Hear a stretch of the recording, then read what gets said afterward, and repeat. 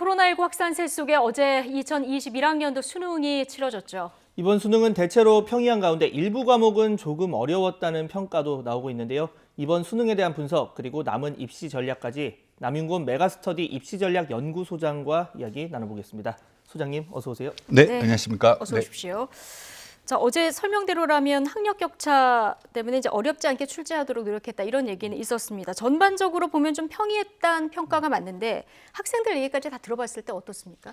네, 실제로 이제 선생님들이 문제를 풀었을 때는 대체로 다 평이하다라는 얘기가 되게 많았었는데요. 예. 실제 아이들이 6시 이후에 가채점을 한 결과를 보니까 예. 국어가 상대적으로 작년보다 조금 어렵게 나왔던 게 사실이고요. 예. 수학은 1등급까지는 별 문제가 없을 것 같은데 2등급 이하부터 조금 아이들이 어렵다고 얘기하고요. 아. 작년에 수학 나형은 워낙 어렵게 나왔기 때문에 그 시험보다는 조금 쉬웠다라는 게 이제 대체적인 중론입니다. 그렇군요. 중상위권 학생들이 조금 어렵다 느꼈다는 네. 거는 변별력 높이려고 왜 굉장히 어려운 문제들 네네네. 내지 않습니까? 이 문제들이 좀 적었다 이렇게 보면 될까요? 네, 보편적으로 이제 각 영역별로 한 2문제, 3문제 정도를 어렵게 내는 게 일반적인데 그 숫자는 과거보다 이제 늘어나지 않은 상황인데요. 이제 코로나 때문에 학습량이 줄어든 것도 있고 네. 학생들이 조금 까다롭게 생각되는 문제가 네. 다수가 있어서 중상위권 이하는 조금 어렵다고 느꼈을 것 같아요. 예. 지금 보면 원래 뭐 선생님들은 전문가니까 전문가와 학생 사이에 약간 이 난이도에 대한 시각차가 언제나 네네. 존재하긴 하는데 네. 특히 이번 국어가 이렇게 좀 전문가들은 평이했다, 네. 학생들은 어려웠다. 이런 국어에 특히 이런 차이, 시각 차이 네네네. 나타난 이유 어떤 게 있을까요? 네, 실제 올해까지가 EBS 70%가 유지가 되거든요. 네. 그래서 EBS에서 대부분 지문들이 출제가 되니까 선생님들은 가르치는 입장에서는 굉장히 익숙하다라고 느껴졌고 예. 새로운 문제 유형이 없다라고 느껴진 거죠. 그래서 이제 평이하다라고 느꼈는데 네. 실제로 학생들 같은 경우에는 그런 문제를 봤다라고 하더라도 문제 유형이 달라지다 보면 어렵게 느낄 수가 있거든요. 거기다가 올해 이런 가림막이 앞에 있다 보니까 국어 같은 경우는 이제 전체를 펴놓고 시험을 예. 보는 게 조금 더 편한데 지문이 워낙 크니까, 예. 근데 이게 이제 시험지를 모두 다 펴놓고 시험 보기가 어렵다 보니까 조금 그 부분도 작용을 한 것 같습니다. 아, 그렇군요. 이 칸막이 안에서 시험을 봐야 네네. 되니까 지문까지 길면 안 될 것 같아서 그쵸. 이건 좀 조절이 된 것 네네네. 같다. 이런 네네. 분석이시고요. 수학은 보면은 나형은 평이하고 가형은 어려웠다 이런 평가들이 나오는데요. 지금 나형이 인문계열 학생들이 네, 맞습니다. 보는 거고 가형이 이제 자연계열 네네. 학생들이 보는 거죠. 수험생별로도 좀 체감이 달랐을 것 같은데요. 그러니까 워낙 이제 수학 가형이 1등급 컷은 더 높아요. 예. 근데 작년에 수학 나형이 워낙 어렵게 나오다 보니까 상대적으로 쉽게 느꼈다라는 얘기고요.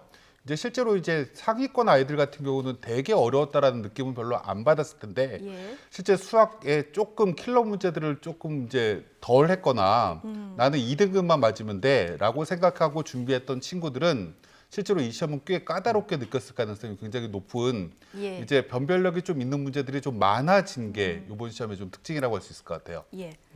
자, 뭐 영어 같은 경우에는 뭐 작년 수능과 비슷한 수준이다, 뭐 이런 얘기들이 나오는데, 자 비교해 보면 좀 난이도 어땠습니까?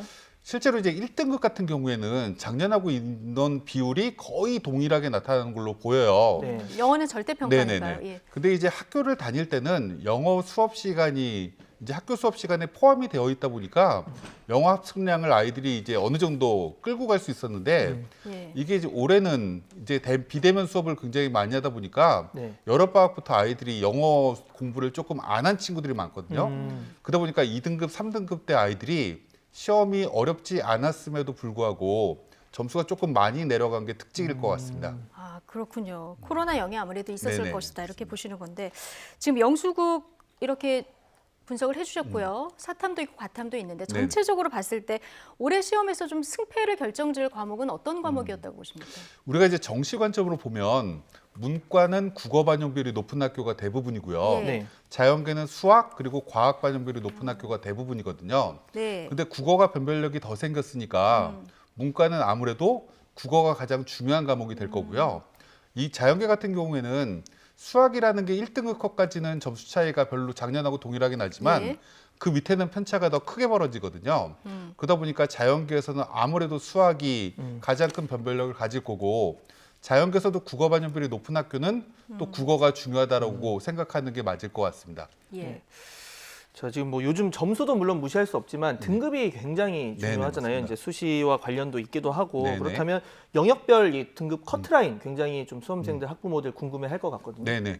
저희나 이제 많은 업체들에서 등급컷을 오늘 아침 정도에 거의 네. 확정해서 발표를 하는데요. 국어는 87점, 수학가용 92점, 수학나용 89점. 예. 이제 영어는 절대평가니까 빼고요. 네네. 사회탐구는 작년에 6과목이 다 맞아 1등급이었는데 올해는 예. 4과목으로 줄었고요. 예. 반대로 이제 과학탐구는 하나 정도 틀려도 대부분 과목들이 다 1등급이었는데 네. 올해 물리가 조금 쉽게 나왔어요. 원, 투 모두 다. 예. 그러다 보니까 실제로 등급컷이 이 정도로 조정이 되고 있는데 네. 아무래도 학생 숫자가 줄어들다 보니까 등급 안에 들어가는 아이들의 인원이 굉장히 많이 줄 거거든요. 네.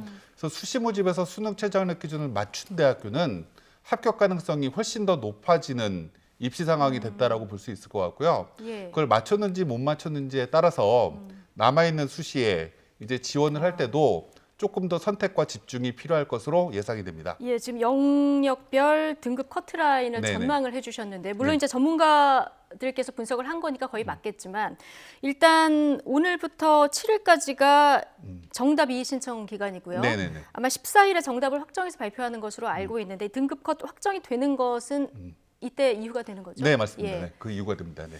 근데 예. 올해 같은 경우는 이게 실제로 이제 많은 친구들이 이제 문제 이의 제기를 하는데 네. 올해는 그 숫자가 조금 줄어들 거로 올해는. 대부분 선생님들이 이제 예상을 하거든요. 예, 어떤 이유에서 그렇죠? 그게 이제 문제에 따라서 이제 이렇게 워낙 이제 해마다 이런 이슈가 생기다 보니까 조금은 이 보기 1, 2, 3, 4, 5번을 조금 금요하게 나눠낸 문제들이 상당수가 있기 때문에 아무래도 오류 문항은 조금 줄어들 것으로 이의 제기도 좀 줄어들 것으로 예상이 됩니다. 예. 네.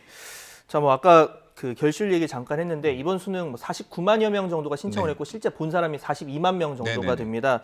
뭐 결실이 높은 만큼 또 수능이 상대평가니까 뭐 특히 수험생 별로 없는 과목은 굉장히 영향을 많이 받았을 네네네, 것 같거든요. 맞습니다. 네, 실제 이제 결시율이 해마다 조금씩 늘고 있거든요. 이게 올해는 코로나 영향이다. 물론 그 영향도 조금 있을 거고요. 실제 학생부 종합전형이 올해가 역대 최다 인원이거든요. 예. 근데 학생부 종합전형은 이제 수능 최저가 없다 보니까 네. 학생부 종합전형에 이미 합격을 한 친구들은 이제 이 시험을 볼 필요가 없다라고 생각하는 애들이 조금 늘었을 가능성이 높고요. 예.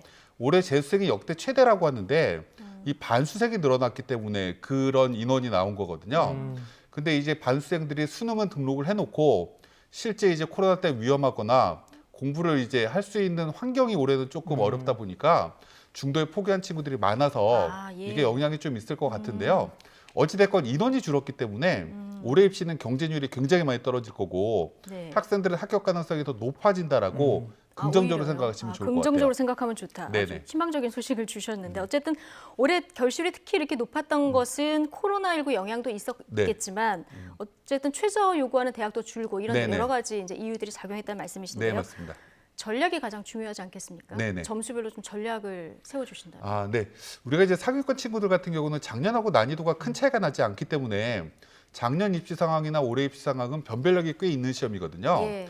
그러다 보니까 최고점에서 1등급 그리고 2등급까지는 점수 갭이 꽤 커 있는 상황이고 또 거기에 학생 숫자가 줄었기 때문에 동일한 점수를 맞은 친구들이 상대적으로 굉장히 줄었어요. 예. 그러다 보니까 그 친구들은 본인의 점수에 맞는 대학교를 찾아 나가기가 상대적으로 쉬울 겁니다. 굉장히 쉬울 건데 이제 중위권 이하의 친구들 같은 경우에는 올해 하나 명심을 해야 될 것 중에 하나가 이 코로나로 인해서 공부를 못했다라는 이걸 변명이라고 얘기하기는 좀 그렇지만 상황이 좀 그랬잖아요. 예. 그래서 내년에 한번 더 해야 되겠다라는 심리를 가진 친구들이 굉장히 많아질 거로 예상이 들어요. 예. 그럼 이 친구들이 많아진다라는 얘기는 이 3등급, 4등급 이 주변대의 대학을 선택하지 않고 그냥 재수로 빠져나가는 인원이 많아지게 되면 그만큼 경쟁률이 낮아지고 그렇겠네요. 합격선이 낮아질 거거든요. 예. 그래서 올해는 치밀하게 우리가 세 장의 카드를 쓸 수 있기 때문에 네. 하나의 대학교만 붙으면 되는 게 정시의 원칙이니까 가나 다군에서 네, 하나씩 맞습니다. 쓸 수 있으니까. 네네. 예. 하나의 대학교만 붙는 전략을 만들어 놓고 예. 나머지 두 장의 카드는 맨 마지막까지 경쟁률이라든지 여러 가지 추이를 좀 보면서 전략을 세우면 올해 분명히 좋은 결과가 있을 환경이 만들어졌다라고 생각할 수 있을 것 같습니다. 아, 그러면 한 개는 소신 지원을 하고 네네네. 나머지 두 개는 전략적으로 판단을 하는 게 네네네. 좋겠다는 네, 말씀이신 맞습니다. 거죠. 지금 뭐 방역 측면도 이번에 하나의 전략이 진짜 될 정도인데 지금 대학에서도 뭐 학생이나 교직원 코로나19 확진 소식이 들려오고 있습니다. 네. 교육부에서 이 자가격리자가 좀 뭐 논술이나 면접 시험 위해서 서울로 몰리지 않게 하기 위해서 지역별로 8개 네네네. 이 맞습니다. 별도 시험장 자가격리자 이용할 수 있는 네네네. 만들었는데 확진자는 이용을 할 수가 없거든요. 그러면 네네. 지금 확진자 같은 경우에는 이 논술이나 면접 전형 볼 수 없는 겁니까? 어떻게 되는 겁니까? 네, 이게 교육부 차관님께서도 말씀하셨지만 수능은 국가기관에서 출제하는 시험이기 때문에 그리고 네. 모든 수험생이 다 보는 시험이라서 확진자까지를 모두 다 시험 볼 수 있게끔 기회를 줬지만 네. 대학별고사는 대학들이 주관하는 시험이다 보니까 예. 이걸 대학에다가 일임한 상태거든요. 예. 근데 이게 교직원들이 감독을 해야 되는 문제가 생기다 보니까 이렇게 확진자 또 이제 무언가 지역의 거점으로 만들어 놓게 되면 많은 분들이 내려가야 되는 거죠. 네. 예. 그게 불가능하다라고 해서 대부분 대학교가 확진자는 시험을 못 치게끔 지금 만들고 있는 상황입니다. 아, 근데 일부러 걸린 것도 아닌데 이거 대학별로 조금 더 촘촘하게 대책을 마련했어야 되지 않을까 이런 아쉬움이 좀 드는데요. 어쨌든 지금 수능 마치고 굉장히 심리적으로 힘들어하는 학생들 굉장히 많을 텐데요. 남은 과정 잘 치를 수 있도록 마지막으로 조언을 좀 해주시면요. 올해 수험생이 작년에 이어서 지금 5만 명 이상이 줄었거든요. 예. 그럼 2년 연속 줄었기 때문에 2년 전보다는 10만 명 이상이 줄었어요. 그래서 올해 경쟁률이 2대 1쯤밖에 안 될 것으로 예상이 되기 때문에 예. 본인이 원하는 대학교를 가기는 어렵지만 대학교는 다 갈 수 있다라는 게 올해 입시 상황이거든요. 아, 그리고 또 하나 이제 우리 아나운서님들도 잘 아시겠지만 요즘은 점점 대학의 학벌보다는 본인의 역량, 재능이 훨씬 더 중요한 사회로 바뀌고 있잖아요. 예. 이제부터 대학을 들어가서 잘하는 게 무엇보다 중요한 상황으로 점점 시대가 바뀌어 나가고 있기 때문에 한 번에 시험 못 봤다라고 해서 너무 좌절하지 않고 내가 대학을 조금 낮은 대학교를 가면 거기서 훨씬 더 본인의 역량을 발휘할 수 있는 기회가 생길 거기 때문에 조금 더 젊은이답게 자신감 있게 뭔가 끝냈으면 좋겠습니다. 네. 자, 모든 뭐 수험생분들 정말 수고 많으셨다는 말씀 다시 한번 드리고 또 뭐 만일의 상황이 있을 수 있으니까 건강관리, 방역관리 촘촘히 좀 해주시길 당부드리겠습니다. 지금까지 남윤곤 메가스터디 입시전략연구소장과 함께 입시 전략 관련 이야기 나눠봤습니다. 오늘 말씀 감사합니다. 네, 고맙습니다. 감사합니다.